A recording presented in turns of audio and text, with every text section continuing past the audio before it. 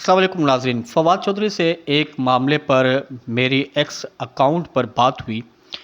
فواد چودھری کا یہ کہنا تھا کہ حال ہی میں ابھی پاکستان اور امریکہ کے درمیان معدنی وسائل کے حوالے سے جو معاہدہ ہو رہا ہے اور امریکی صدر کی جانب سے اس میں جو دلچسپی کا اظہار کیا جا رہا ہے، پاکستانیوں کی جانب سے جو خدشات کا اظہار کیا جا رہا ہے وہ جذباتی ہیں۔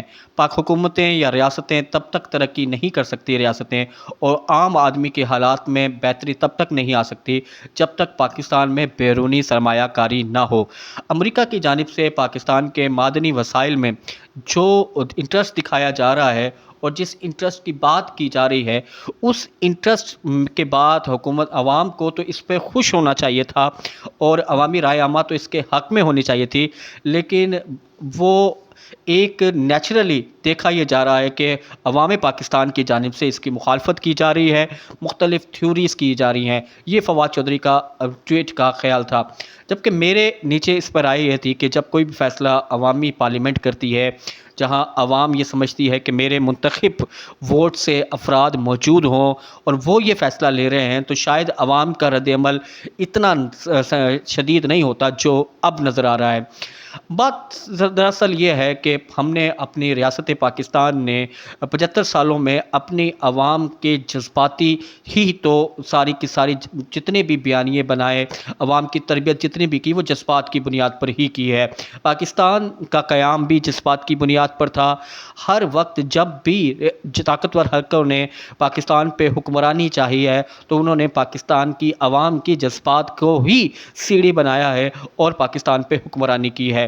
افغان جنگ ہو 80s کی، 90s میں پھر افغان جنگ ہو، پھر 2000 میں 9/11 کے بعد دوبارہ ہماری افغان جنگ ہو اور امریکہ کے ساتھ شمولیت ہو، اور اس کے علاوہ پاک بھارت تعلقات کو لے کر، کشمیر کے معاملے کو لے کر، ہر موقع پر جب بھی ریاست نے عوام کے ساتھ رجوع کیا ہے تو اس کی بنیاد جذبات ہی تھے۔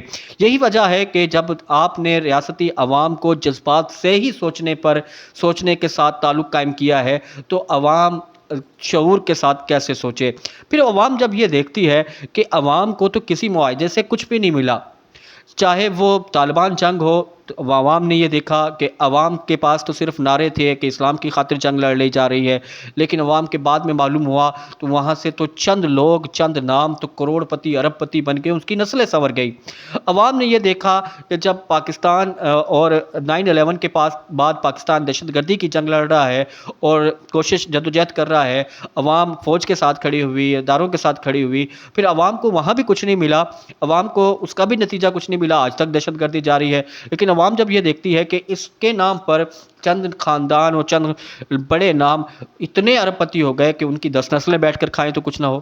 عوام نے یہ بھی دیکھا کہ سی پیک کا معاہدہ ہوا، پاکستان میں اس کو گیم چینجر کہا گیا، عوام کی اس پہ آگاہی کی کہ بھی اب تو حالات بدل جائیں گے، ملک چینج ہو جائے گا، پاکستان کا چین کے ساتھ بڑا معاہدہ ہو گیا ہے، گوادر پورٹ بننے جا رہا ہے، گوادر پہ ڈیولپمنٹ ہو رہی ہے، ایئرپورٹ بن رہے ہیں، موٹر ویز بن رہی ہیں، ٹرینیں چلیں گی اور روڈز بنیں گے، سڑکیں بنیں گی۔ عوام نے سڑکیں بنتی بھی دیکھی، روڈ بنتے بھی دیکھے، گوادر پورٹ بنتا بھی دیکھا، سی پیک کے بڑے بڑے معاہدوں پر نعرے مارا بھی، کبھی نواز شریف کہے کہ یہ میرا معاہدہ ہے، عوام نے کہا بھی ہم آپ کے ہاتھ چومتے ہیں، زرداری نے کہا یہ میں نے کیا ہے، عوام نے کہا ہم آپ کے ہاتھ چومتے ہیں۔ جس نے اس معاہدے کا کریڈٹ لیا، عوام نے سب کے ہاتھ چومے، سب کے نعرے لگائے، لیکن جب عوام نے اس کا تجزیہ کیا تو سی پیک کے بعد عوام کو کیا ملا؟ عوام کو تو کچھ نہیں ملا۔ آج بھی عوام کی حالت اس سے پہلے سے بھی بدتر ہوتی جا رہی ہے، لیکن سی پیک کے بعد بہت سے بیوروکریٹس کھرپتی ہو گئے، بہت سے سیاستدان کھرپتی ہو گئے، بہت سے جرنیل جو اب ریٹائر ہو چکے ہیں، وہ دنیا میں انہوں نے جزیرے خرید لیے، دنیا میں پراپرٹی خرید لی۔ عوام کے پاس تو اس کی اپنی پراپرٹی بیچ کر اپنے پیٹ کی دوزخ پالنا بھی مشکل ہو گیا۔ تعلیم مفت نہیں رہی، صحت تک کا حصول مشکل ہوتا گیا، نہ صحت ملی، نہ تعلیم ملی، نہ کاروبار ملا، نہ رزق ملا، نہ روزی ملی، اور ادارے تباہ ہوتے گئے۔ لیکن سی پیک ہمارا گیم چینجر ہے، سی پیک کے خلاف بولنا غداری، وطن کے ساتھ غداری ہے۔ بھائی وہ سی پیک سے عوام کو ملا کیا؟ نہ عوام کو انصاف ملا، نہ عوام کو صحت ملی، نہ عوام کو تعلیم ملی، نہ عوام کو کوئی کاروبار ملا۔ ہر 2 سال بعد ایک آفت آتی ہے، عوام پھر زیرو پہ کھڑی ہوتی ہے۔ پھر اس کے بارے میں کہتے ہیں کہ دیکھیں پہلے عوام 100 روپے کماتی تھی، اب 1000 روپے کماتی ہے۔ پھر عوام دیکھتی ہے کہ بھی پہلے جب میں 100 روپے کماتی تھی 20 روپے بچ جاتے تھے، اب 1000 روپے کماتی ہوں تو 10 روپے نہیں بچتے۔ یعنی کمائی بڑھ گئی، اخراجات بڑھ گئے۔ سی پی ایک گیم چینجر ہے، مہنگائی بڑھ گئی۔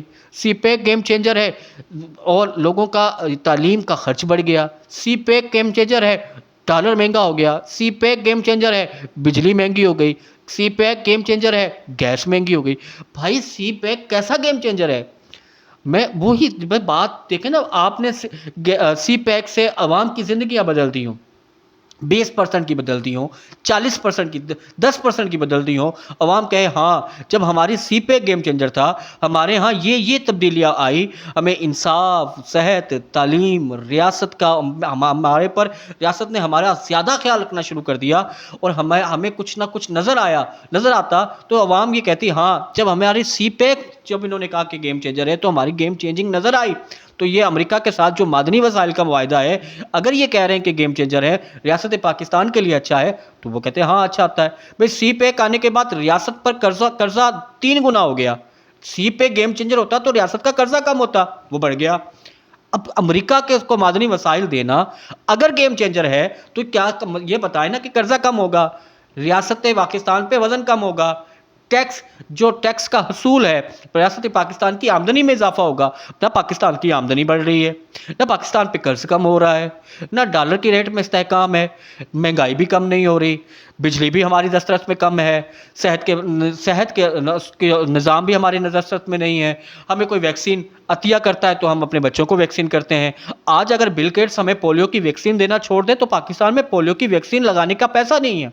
آج پنجاب میں سیلاب آیا ہے تو پنجاب کے پاس اتنا پیسہ نہیں ہے کہ وہ اس سیلاب سے اپنے عوام کی اتنی ہی مدد کر سکے کہ وہ پاؤں پہ نہ کھڑا ہو سکے، اس کو تھوڑا سا آسودگی اور سکون ہو۔ آج بھی ہم عالمی اداروں کی طرف دیکھ رہے ہیں، چاہے مریم نواز کہے کہ میں کسی کے سامنے ہاتھ نہیں پھیلاؤں گی، اگر مریم نواز ہاتھ نہیں پھیلائے گی تو لوگ مر جائیں گے بھوک کے مارے، لوگ ایک دوسرے کا گوشت نوچنے لگ جائیں گے۔ سیلاب سندھ میں بھی آئے تو عالمی اداروں کی طرف دیکھنا پڑتا ہے۔ کوئی پروجیکٹ کرنا ہو، کوئی روڈ بنانا ہو تو ایشین بینک آدھا پیسہ دے گی تو روڈ بنے گا، ورلڈ بینک آدھا پیسہ دے گی تو روڈ بنے گا، ایشین بینک پیسے دے گی تو اسکول بنا سکیں گے، ورلڈ بینک پیسہ دے گی تو اسکول بنا سکیں گے۔ پھر یہ جو گیم چینجنگ جو سی پیک تھا وہ کدھر ہے؟ جب عوام کو کسی بھی جگہ سے گیم چینج نظر ہی نہیں آتا۔ ہاں یہ گیم چینجرز ہوتا ہے، کس کا؟ جرنیلوں کا، کس کا؟ اعلیٰ بیوروکریٹس کا، کس کا؟ اشرافیہ کا، کس کا؟ بڑے سیاسی خاندانوں کا۔ ان کی آمدنی میں 2 گنا، 3 گنا، 4 گنا، 5 گنا، 10 گنا اضافہ ہوتا ہے، اور غریب عوام وہی بجلی کا بل دینے کے لیے پریشان، گیس کا بل دینے کے لیے پریشان، گیس خریدنے کے لیے پریشان، میڈیسن خریدنے کے لیے پریشان، ہر چیز، آٹا خریدنے کے لیے پریشان، چینی خریدنے کے لیے پریشان، اشیاء خوردونوش جو گھر کی ضروری چیزیں ہوتی ہیں وہ خریدنے کے لیے پریشان۔